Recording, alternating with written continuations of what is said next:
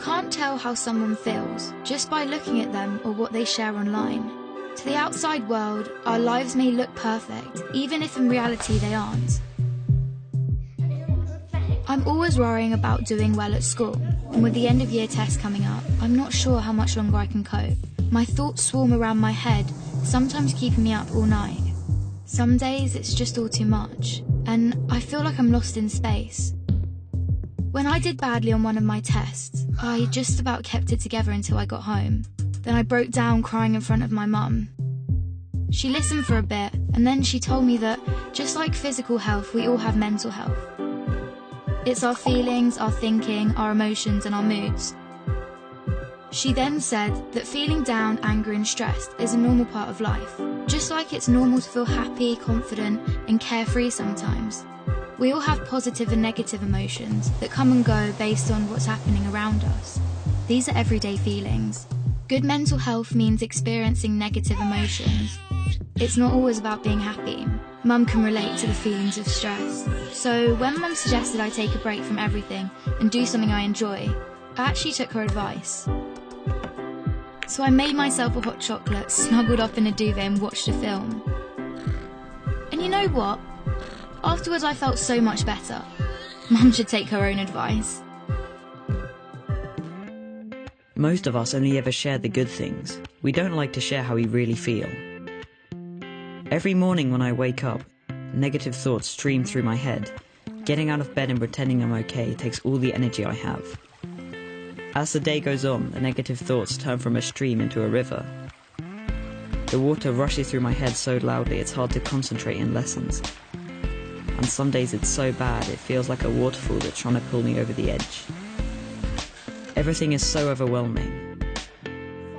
I didn't think my friends would understand if I told them how down I was feeling. But when Sasha opened up to me about how stressed she was feeling, I told her.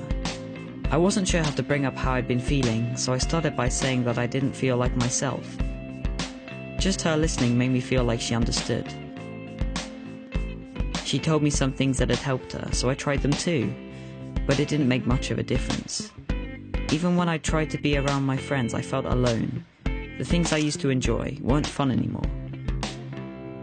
I was really worried about Andre and not sure what to do. He was quiet and wasn't hanging out with us like he used to.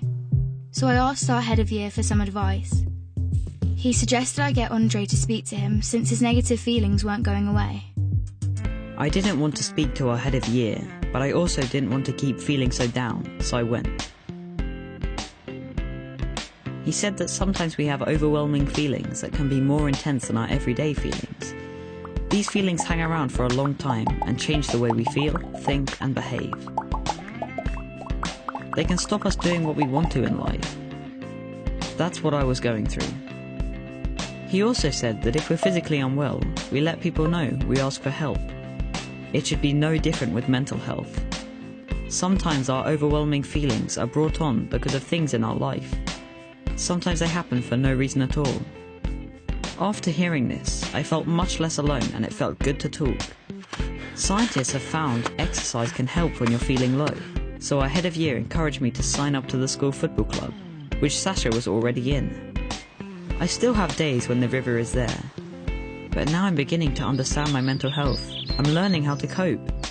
Our head of year reminded me that my friends, family, teachers, and lots of others at school are there to help just as much as he is. I had no idea the people around me could be so understanding. And while it's not always easy to talk about my mental health, the person I'm talking to might be able to help. If you don't feel like talking, that's fine. You could try writing, sports, reading, art, music, playing with your pet, whatever makes you feel better. If you're the person someone talks to when they're struggling, just listen with no pressure or judgment. You don't have to have the answer. If you feel unsure about anything, you can speak to a trusted adult. Talking about mental health doesn't have to be difficult. After all, it's something we all have.